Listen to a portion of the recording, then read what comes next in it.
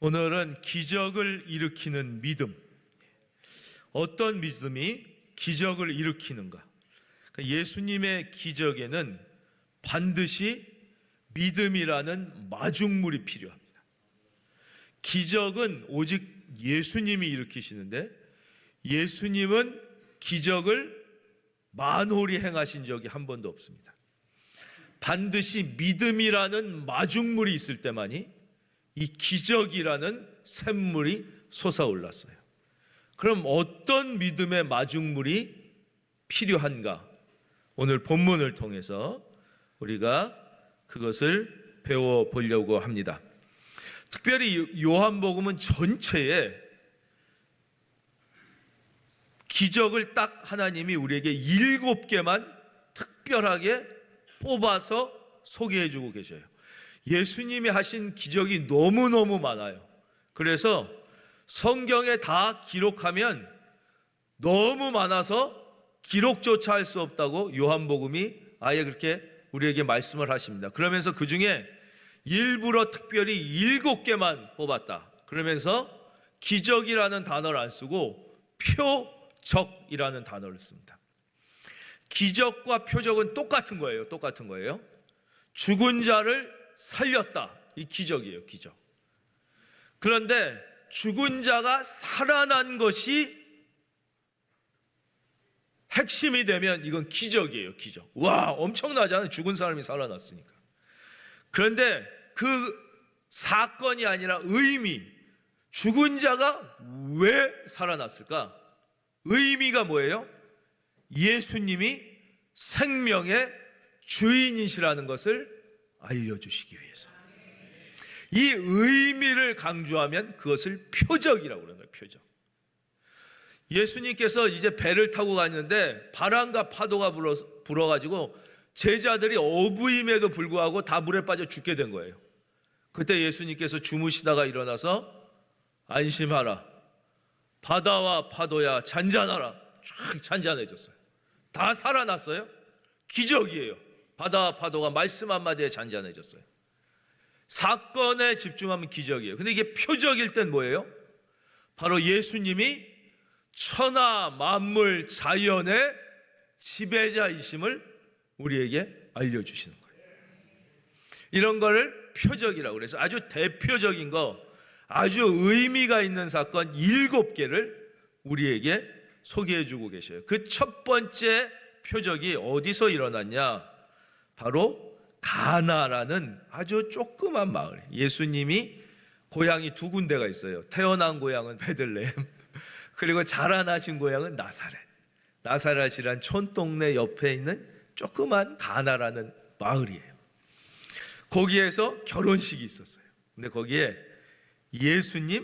예수님의 어머니, 예수님의 제자들이 청함을 받았어요. 유명한 사람은 아무도 없어요. 그 당시에 그냥 동네 사람들이죠.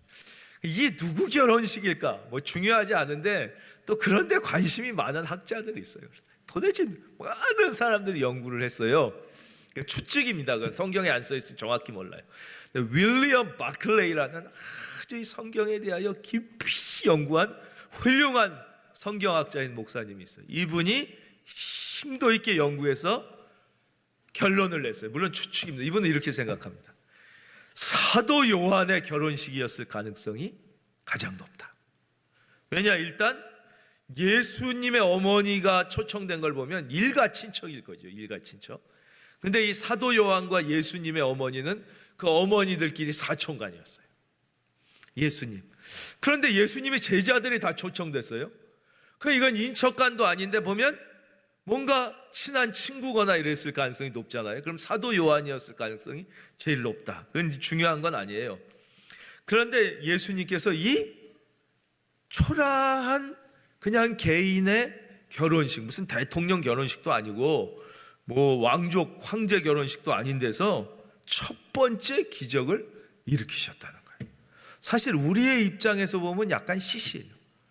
우리는 뭔가 첫 번째 것에 대단한 의미를 둡니다. 그래서 첫 번째 결혼을 하니까 뭔가 결혼은 좀 화려하게 참 웨딩드레스도 이쁘게 하고 옷도 평소에 안 입던 멋진 양복을 탁 입고 신혼여행 멋있게 가고, 야, 첫날인데 호텔도 고급 호텔, 뭐 이해는 충분히 합니다. 예.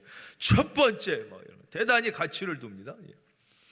그러니까 이왕이면 예수님의 첫 번째 기적이면 좀 의리번쩍하게, 무슨 수많은 사람들이 있고 막 헤롯 대왕도 있는 그 자리에서 하늘이 열리고 막 하늘에서 번개가 치든가 아니면 만나가 막 떨어지든가 막 엄청나게 막 이래가지고 예수님의 영광이 팍 드러나야 좋잖아요.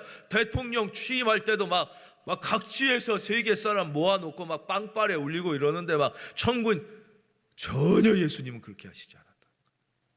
그냥 아주 작은 개인적 결혼식에서 아는 사람도 별로 없어. 회당장도 몰라. 그냥 아니 회당장이 아니라 연회장도 모르게 조용. 이게 주로 예수님이 기적을 일으키고 우리에게 말씀하시는 방법인 것이죠. 오늘도 예수님은 여러분에게 조용하게 말씀하시는 것입니다. 물론 예수님은 때때로 사도 바울을 만나주시고 말씀하시듯이 다메섹 도상에서 그에게 빵 나타나서 쓰러뜨리시는 경우도 있지만, 그건 아주 특별한 게, 대부분 조용하게 이슬비 젓듯이 말씀 가운데, 찬양 가운데, 기도 가운데 세밀한 음성으로 찾아와 우리에게 말씀하시고 우리의 마음을 여시는 거예요. 그러면 예수님은 왜 여기서 기적을 일으키셨나를 우리는 생각해 봐야 돼요. 왜 이 작은 곳에서 기적을, 첫 번째 그것도 기적을 일으키셨어요? 이유는 아주 심플합니다. 3절, 포도주가 떨어진지라. 포도주가 떨어지셨기 때문에 포도주를 만들어 주신 거예요.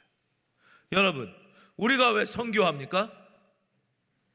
우리가 왜 이번에도 선교를 갑니까? 이유는 간단합니다. 거기 죽어가는 영혼이 있기 때문입니다. 우리가 왜 구제합니까? 거기 가난한 고통받는 사람이 있기 때문입니다. 우리가 왜 치료합니까? 거기 아픈 사람이 있기 때문입니다. 심플합니다. 간단합니다.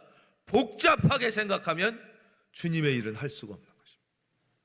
뭐 이번에 여기 하는 게 좋으냐, 전략적으로 저렇게 하는 게 좋으냐, 왜 이 돈을 여기다 쓰는 게 좋으냐, 어떻게, 이런 식으로 생각해서는 주의 일을 할 수가 없습니다. 여러분, 순수하게 생각하고 즉시 순종할 때 하나님이 기뻐하시는 것입니다. 주의 일은 순수해야 합니다. 주의 일을 하는데 뒤에 딴 생각이 있으면 이 일을 할 때 이왕이면 이렇게 하는 게 더 이익이 되지 않을까? 이렇게 하는 게 더 사람들이 더 많이 알아주지 않을까? 이렇게 하는 게 더 뒤에 똑같은 일을 하고도 나에게 칭찬이 오지 않을까? X, 이런 건 주의 일이 아닙니다. 주님의 일은 그냥 순수하게 하는, 진실하게 할 때 하나님이 기뻐하시고 진정한 주의 선한 영향력이 나타나는 거예요. 그거를 생각하면 안 됩니다. 그 일을, 어떤 일을 표면적으로 하면서 뒤에 저의가 있습니다. 미안한 얘기죠. 많은 기업들이 그렇게 합니다. 좋은 일을 해요. 선한 일을 해요. 하지만 솔직히 보면 뒤에 저의가 있습니다. 정치인들 많은 좋은 일을 한다고 해요. 뒤에 저의가 있습니다. 정치적 저의가 있습니다. 비즈니스적 저의가 있습니다. 주의 일은 절대 그래서는 안 돼요. 단순해야 돼. 목적이 순수해야 되고, 진실해야 되고, 아프니까 치료해주고, 가난하니까 구제하고, 죽어가는 영혼이 있으니까 가서 복음 전하는 거, 그것이 다예요, 다. 주님이 왜 여기서 기적을 행하셨어요? 포도주가 떨어졌으니까. 여러분의 삶에 오늘부터 작지만 이런 즉각적인 실천이 하나님을 기쁘시게 해드리는 거예요. 거기에 하나님의 능력이 나타나고 도우심이 나타나고 우리가 날마다 주님의 기적을 경험하게 돼요. 다른 데서 경험하는 게 아니에요. 어떻게 진짜 맨날 주님의 도우심과 동행하심을 경험한다고 그러는데 저 신비주의 아니냐? 신비주의가 아니야. 한번 해보세요. 주님이 얼마나 우리의 삶 가운데 세밀하게 함께 하시고 도우심을 어떤 IQ가 70도 경험할 수 있습니다. 누구나 다 경험할 수 있는 거예요. 그런데 오늘 이 예수님의 첫 번째 기적을 일으키시는데 아주 위대한 마중물의 역할을 한 분이 마리아예요. 예수님의 어머니 마리아. 이분이 아주 오늘 그래서 우리는 이분을 통하여 세 가지를 꼭 배워야 됩니다. 어떻게 우리의 삶에 이 기적을 일으키는 믿음을 우리가 가질 수 있는가 하는 것입니다. 첫 번째입니다. 3절 포도주가 떨어진지라. 예수님의 어머니가 이걸 알게 됐어요. 포도주가 떨어졌구나. 그러자 예수님의 어머님은 어떻게 했습니까? 예수의 어머니가 예수에게 이르되 저들에게 포도주가 없다 하니 누구에게 이르렀어요? 예수님께 이르렀어요. 이게 첫째 가장 중요합니다. 어떤 사람들은 포도주가 떨어지면 어떻게 합니까? 포도주가 떨어졌다는 걸 여러 사람에게 얘기함으로 오히려 문제를 만드는 사람들이 있습니다. 포도주가 떨어졌으면 자기가 포도주가 많으면 조용히 포도주를 갖다 놓으면 됩니다. 아니면 침묵해야 되는데 야 포도주가 떨어졌대. 포도주. 그래갖고 막 신랑 놀라게 하고 온 손님 놀라게 하고 막 야 포도주 떨어졌대 어떡해. 이런 사람들이 어디나 있습니다. 이런 사람은 주의 일을 망치는 사람들입니다. 가정에도 그런 사람들이 있습니다. 회사에도 국가에도 어떤 모임에도 그런 사람은 어디에나 일을 망치는 사람. 그러면 안 됩니다. 자기가 할 수 있으면 조용히 하면 됩니다. 집에 포도주가 넉넉했다. 갖고 올 수 있다. 그러면 조용히 갖다 놓으면 됩니다. 그러나 자기의 능력으로 할 수 없었습니다. 그러면 주님께 들고 나오는 것입니다. 여러분, 여러분의 문제든 가정의 문제든 자녀의 문제든 주변의 문제든 문제가 있다면 사람에게 주절되지 말고 조용히 들고 주님 앞에 나오시기를 예수의 이름으로 축원합니다. 그것을 우리는 주의 자녀라고 하는 것입니다. 하나님의 자녀는 하나님께, 그것을 그리스도인이라고 그러는 거예요. 그리스도. 미국의 대통령을 지낸 바락 오바마라는 사람이 있습니다. 이 사람의 이야기는 우리가 귀 기울여 들을 충분한 가치가. 왜냐? 이 사람은 흑인으로서 미국의 대통령이 됐습니다. 이거 쉽지 않습니다. 미국에서 조금이라도 살아본 사람은 사람의 기본 깊은 저희에 인종에 대한 차별이 없어지지 않는다는 것을 알기 때문입니다. 여러분도 그렇죠? 우리가 다문화 가족 사람들과 우리와 피부와 언어가 다른 사람들을 사랑하려고 노력하는 것이지 그렇게 쉽지 않습니다. 그분들이 우리나라 대통령이 된다? 쉽지 않습니다. 거기다가 흑인은 미국에 이민을 온 사람들이 아니라 노예로 왔던 사람들입니다. 그 어려움을 뚫고 대통령이 되고 한 번 된 게 아니라 또 되고 마지막 끝날 때도 지지율이 50%가 넘었던 사람이에요.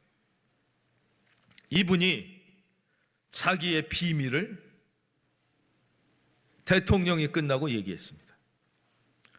여러분이 어떤 조직, 회사든 정부든 공기업이든 어디서든지 조용하게 성공할 수 있는 방법이 있습니다. 궁금하시죠? 그거 안 궁금한 사람이 누가 있겠습니까? 귀를 쫑긋 하고 저도 들었습니다. 어떤 회사든 어떤 조직이든 가면 늘 이제 새로운 문제들이 생기잖아요. 해결해야 될 문제들이 생기면 많은 사람들은 이 문제의 핵심은 뭡니다. 이 문제는 이렇게 해결해야 됩니다. 이 문제는 이런 접근이 좋습니다. 이런 얘기를 다 한다는 거예요. 그러면서 자기가 똑똑하다고 그런 얘기는 누구나 다 할 수 있답니다. 그거는 그 어떤 조직이든 책임자는 그 얘기는 누구나 다 할 수 있다는 걸 다 알기 때문에 책임자까지 올라온 사람이라는 거예요. 그런데 그 얘기를 하는 건 똑똑하다고 착각하는 애들이 다 그 밑에 있다는 거예요. 여러분, 그거를 기억해야 됩니다. 그 얘기는 누구나 다 할 수 있어요. 여러분, 정치 어떻게 하면 잘할 수 있는지 여러분이 이재명 대통령한테 다 조언할 수 있어요. 그러나 그 자리에 가면 그거 10분의 1도 못해요. 우리 관악구청 어떻게 하면 잘 되는지 구청장 앞에 가면 다 얘기할 수 있어요. 여러분에게 맡겨보면 10분의 1도 못해요. 말은 다 한다는 거예요, 말은. 그렇기 때문에 결코 어느 조직이든 최고의 위치에 있는 사람은 그렇게 말하는 사람을 대단히 훌륭하게 보지 않는다는 거죠. 얘기는 물론 들어주지. 그럼 누구냐? 부족하지만 그 일을 저에게 맡겨주시면 제가 한번 해결해 내겠습니다. 그리고 작은 일부터 그 일을 해결해 내는 사람. 포도주가 떨어지면 이 포도주가 떨어진 건 처음부터 포도주의 준비를 적게 했기 때문이며 사람들의 오는 숫자를 예측하는데 잘못했기 때문이며 이따위 소리 하는 사람이 아니라 포도주를 구해서 갖다 놓는 사람. 저는 여러분이 하나님 앞에 그런 사람이 되기를 바랍니다.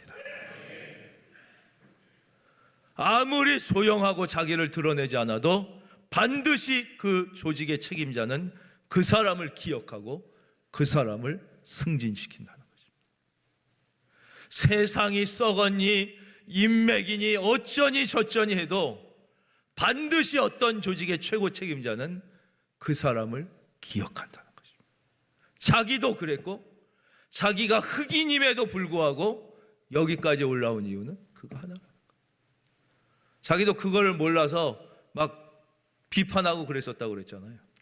자기가 그것을 깨달은 순간, 그 얘기 해드렸죠. 농구할 때 막 자기를 욕하니까 자기가 이랬대잖아요. 이 사람들이 인종차별해서 나를 비판한다고 그랬는데 자기 친한 친구가 그랬대요. 아니다. 인종차별이 아니다. 네가 중요한 찬스에서 2번 실수했기 때문이다. 자기는 그렇게 생각을 안 했다는 거예요. 자기가 노골 2번 못 넣으니까 막 욕해가지고 자기가 왜 인종차별하냐, 미국 잘못됐다고 그랬는데 자기 친구가 아니다. 네가 결정적인 상황에서 2골만 넣어봐라. 사람들이 널 환호할 거다. 그러니까 여러분, 흑인 농구 선수 얼마나 인기 많아요. 손흥민, 아시아인이라도 얼마나 스타예요. 여러분, 세상을 탓하지 말고 문제를 가지고 하나님께 나가 하나님이 주시는 은혜로 하나님께 영광 돌리기를 주의 이름으로 축원합니다. 크리스찬의 삶은 그거예요. 그래서 하나님 앞에 나와 물론 우리가 아픈 마음을 가지고 울고 불고 물론 다 하나님은 받아주시지만 맨날 나와서 세상이 썩었습니다. 우리 부장은 개 영령입니다. 어떻게 이런 이 회사 정말 다니기 싫습니다. 이 공무원 세계다. 행정고시 한 놈들이 다 아도를 칩니다. 이러지 말고 주여 제가 부족합니다. 주여 저에게 은혜를 주시옵소서. 저는 지혜가 부족합니다. 주여 이 종이 크리스찬으로서 이 자리에서 하나님의 살아계심을 증거할 수 있게 하여 주옵소서. 하나님으로부터 능력을 받아야죠.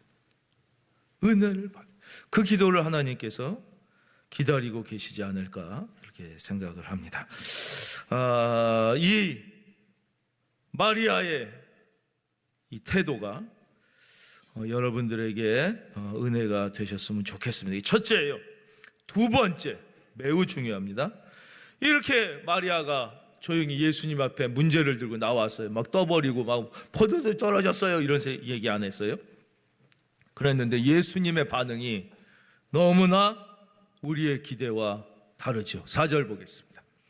4절 소리내서 읽겠습니다. 시작.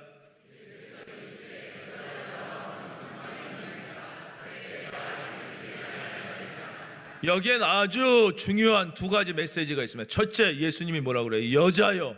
이게 있을 수 있는 일입니까?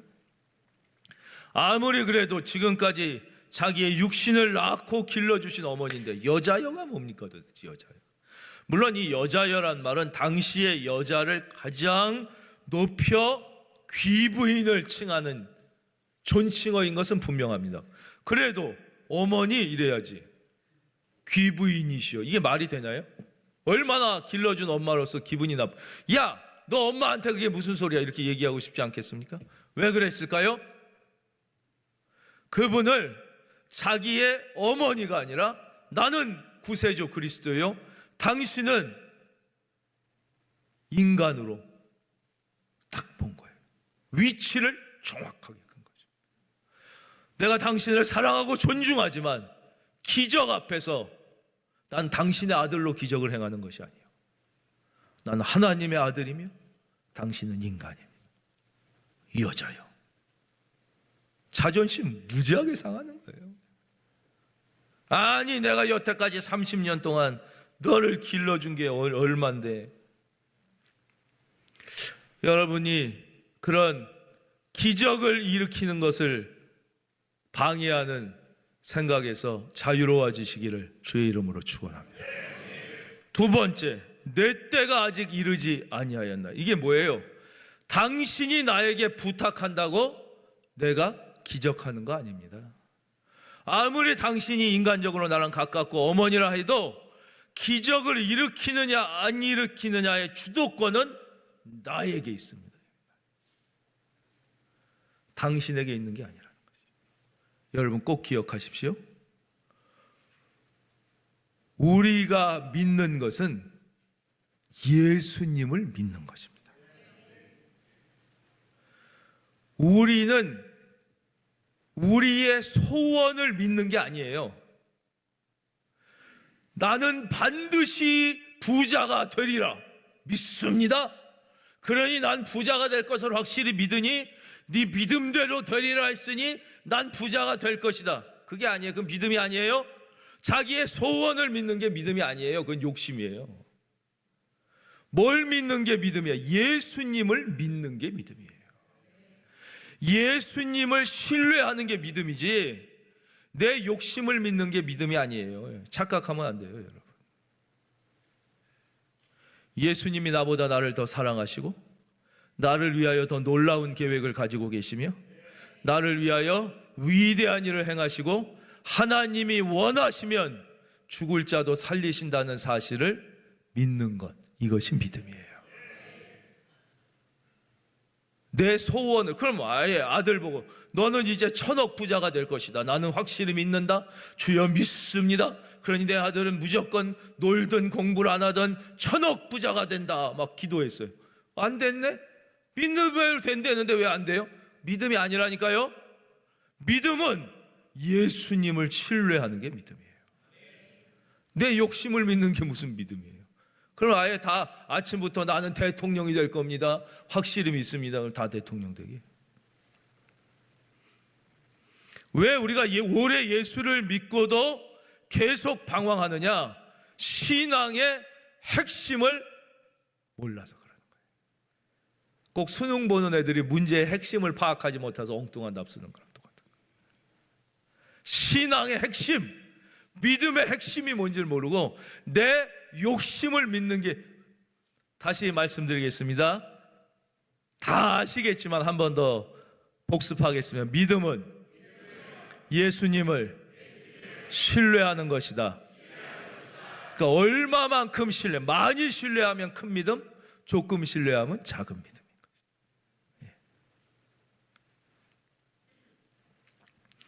그랬는데 여기서 예수님의 어머니는 전혀 자존심을 상해하지 않습니다. 온전히 예수님께 모든 주도권을 다 내어드리는 거예요. 완전히 내어드리는 거예요. 완전히 내어드려요. 완전히 내어드립니다. 완전히. 여기서 상처받지 않습니다. 완전한 순복, 완전한 내어드림, 완전한 복종. 그게 뭐예요? 우리가 늘 찬송하는지 살든지 죽든지, 살든지 죽든지, 흥하든지 망하든지 우리는 주의 것입니다. 그거예요, 그거. 사도 바울이 내가 살든지 죽든지 나는 흥하든지 망하든지 온전히 주의 것. 그것이 기적을 일으키는 믿음이라는 거예요. 그것이 기적을 일으키는 믿음. 우리가 주님 앞에 완전히 순복하기만 하면, 자존심만 내려놓으면 여기에 은혜 못 받고 믿음의 기적을 경험하지 못하고 팔자가 뒤바뀌지 않을 사람은 한 사람도 없습니다. 다윗 목동이 왕 되는 거예요, 왕. 근데 첫 번째 왕 됐던 사울이 왕 되니까 자존심을 못 내려놓으니까 버림받는 거예요. 다윗은 그 다음에도 하나님 앞에 자존심, 이 히스기야 자존심 다 내려놓는 거예요. 하나님 앞에 계속 쓰임받는 거예요. 자존심 못 내려놓으니까 끝이에요, 끝이에요. 여러분, 하나님 앞에 우리가 무슨, 그죠? 여러분 경기도 양평을 꼭 가보셔야 돼요. 거기 보면 지평리라는 데가 있어요. 지평리. 거기 가면 전승비가 하나 있어요. 크지 않아요, 조금이에요. 그 전승비가 누구 전승비냐? 라울 몽클라르라는 장군 전승비예요. 조금 빨리 말씀드리겠습니다. 이분이 6.25 때 한국정대항 때 한국에 오셔서 지평리에서 중공군을 맞이해서 전투에서 승리하는데, 이 전투가 중공군과 맞서 싸운 전투 중에 첫 번째 승리입니다. 우리가 거의 인천 상륙작전으로 서울을 수복하고 계속 올라가서 압록강까지 가서 거의 통일 직전에 모택동이 중공군을 내려보냈는데, 거기서 모택동의 장남이 죽습니다. 폭격 맞아. 그래서 모택동이 눈이 뒤집어져. 여러분도 안 그러겠어요? 장남이 죽었으니. 그래가지고 미칩니다. 이 미군과 국군은 다 죽여버려야 된다. 내 아들이 죽었다. 그래가지고 미친 듯이 막 군대를 다 내려버려. 막 미친 듯이 싸우는 거예요. 미친 듯이. 그래가지고 막 물밀듯이 이내 전투를 다 후퇴하잖아요. 다. 그래가지고 다 밑으로 밀려 내려온 거예요. 한 번도 못 이겼어요. 첫 승리가 여기서 일어납니다. 지평리. 그래서 여기서 다시 우리 국군이 역공을 시작하면서 휴전선까지 다시 올라가게 되는 거예요. 엄청나게 위대한 장군. 이분은 프랑스 장군입니다. 프랑스에서 1차, 2차 세계대전 때 혁혁한 공을 세우고, 그 외에도 많이 샤를 드골, 영국의 초대 대통령과 함께 혁혁한 공을 세운 전쟁 영웅이었어요. 이분이 프랑스의 삼성 장군이에요. 별이 3개예요, 별이 3개. 그런데 프랑스에서 이제 유엔군이 돼서 이제 한국 전쟁에 참전하게 된 거예요. 근데 프랑스가 파송하게 된 부대가 유엔군이 이제 협의를 했는데 대대 규모를 파송하게 된 거예요. 대대는 한 600, 700, 800명 된 거예요. 그런데 이분이 내가 자유를 수호하기 위한 이 숭고한 전쟁에 나가야 된다고 그랬는데 나갈 수가 없는 거예요. 왜냐? 대대 규모가 파송되면 지휘관이 대대장이에요. 대대장은 중령이어야 되는데 이 사람은 별이 3개예요. 갈 수가 없는 거예요. 이건 맞지가 않으니까 지휘를 할 수가 없어요. 그래서 안 됩니다. 장군님은 3스타인데 중령이 지휘하는데 갈 수가 없습니다. 이 사람이 죽어도 자기가 가겠다는 거예요. 안 된다고 그랬더니 내가 내 자녀들한테 이 위대한 자유를 수호하는 전쟁에 후방에 있었다는 얘기를 할 수 없다. 난 앞으로 나의 자녀들에게 내가 이 위대한 자유를 위한 전쟁에 전방에서 그들과 함께 피를 흘렸다고 꼭 얘기해야 된다. 내가 가야 된다. 아니 어떻게 갑니까? 대대인데. 그러면 나의 계급을 중령으로 내려달라. 그래서 3스타가 중령이 됩니다. 여러분, 이거를 남자분들은 이해할 것입니다. 3스타가 중령이 된 거는요, 대통령이 동장이 된 겁니다. 구청장도 아니에요. 대통령, 서울시로 치면 특별시장, 구청장, 동장 4단계 이상입니다. 대통령, 도지사, 군수, 면장 4단계가 넘습니다. 3스타, 2스타, 1스타, 대령, 중령, 군단장, 그렇게 안 쳐도 사단장, 연대장. 여러분, 남자로서는 있을 수도 없는 일. 그래서 중령 계급장을 달고 대한민국에 옵니다.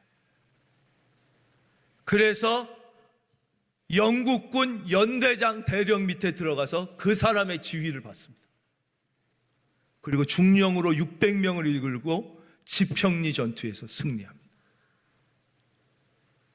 중령이냐 스리스타냐는 중요하지 않다. 내가 이 위대한 자유를 수호하기 위한 전투에 참여하느냐 참여하지 못하느냐가 중요하다. 여러분, 한 사람 한 사람이 하나님 나라를 위한 일에 부르심을 받았다는 거룩한 자존심이 있기를 바랍니다. 이게 우리의 자존심인 거예요. 딴 게 아니라, 계급이 아니라 이거예요. 계급이 아니라 내가 뭐냐, 그게 중요한 게 아니라는 거예요. 마지막으로 믿음입니다. 믿음 5절 보겠습니다. 5절, 그의 어머니가 하인들에게 이르시되, 5절 그 뒤에 보겠습니다. 너희에게부터, 빨리 하겠습니다. 시작.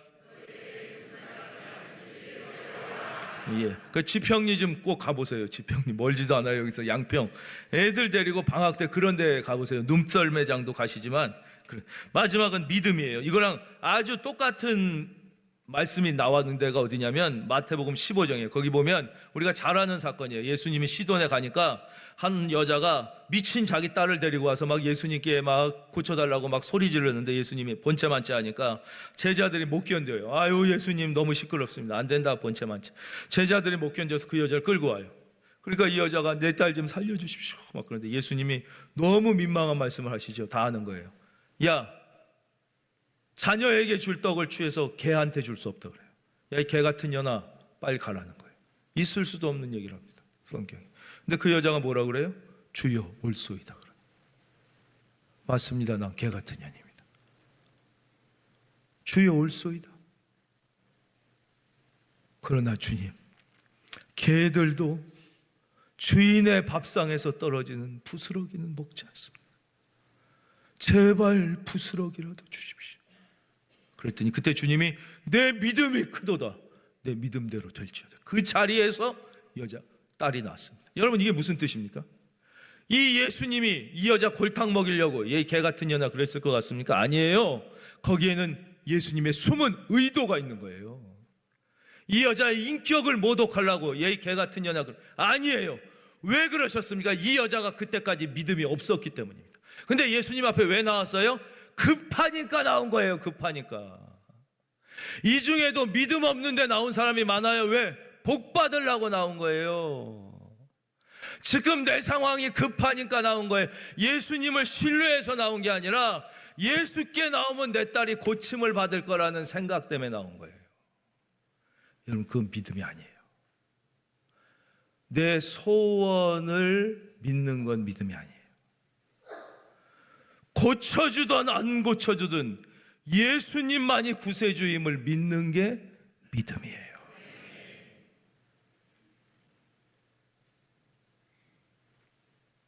그런데 이 여자는 지금 예수님을 신뢰해서 나온 게 아니라 당장 딸이 죽게 됐는데 아무도 못 고치니까 이 사람한테라도 가면 고쳐주지 않을까 하는 기대로 나온 거예요. 근데 예수님이 나를 개 같은 년이라고 그랬어요. 그럼 일단 이 사람의 나의 인격을 완전 뭉갰지만 이 사람만 잡아야 된다는 생각이 들었다는 건 뭐예요? 이분을 이제 신뢰하기 시작했다는 거예요. 안 그러면 여러분 그렇게 인격을 무시하는데 그 자리에 남아있겠어요? 이 예수 그리스도라는 이분에 대한 신뢰. 여러분, 그분이 여러분을 감옥에 보내든 여러분을 개 같은 놈이라고 그러든 여러분 신뢰할 수 있겠습니까? 그것이 믿음입니다. 바로 그것이 기적을 일으키는 믿음입니다. 그래서 오늘 마리아는, 어머니 마리아는 그렇게 모욕을, 자기가 30년 동안 기른 아들에게 모욕을 받고 뭐라 그럽니까? 너희에게 무슨 말씀을 하시든지, 야, 이해가 되는 말 하면 잘 따르고 말 같지도 않은 소리 하면 나한테 다시 와라 그러지 않습니다. 무슨 말씀을 하시든지 그대로 하라. 오늘 주님은 여러분의 삶에 또 다른 기쁨의 기적을 일으키시기를 원하십니다. 이 믿음, 오늘 마리아를 통해 배운 이 세 가지 믿음을 기억하시고 문제를 가지고 주님 앞에, 그리고 내 자신을 주님 앞에 온전히 서렌더하는 그 태도, 자존심이 아니라 온전히 주님께 모든 것을 신뢰하는 마음. 여러분 다 그렇게 사시려고 노력하고 있지 않습니까? 다시 한번 그 믿음을 붙잡고 날마다 주님과 함께 기적을 경험하는 행복한 믿음의 걸음을 걸어가시기를 주의 이름으로 축원합니다.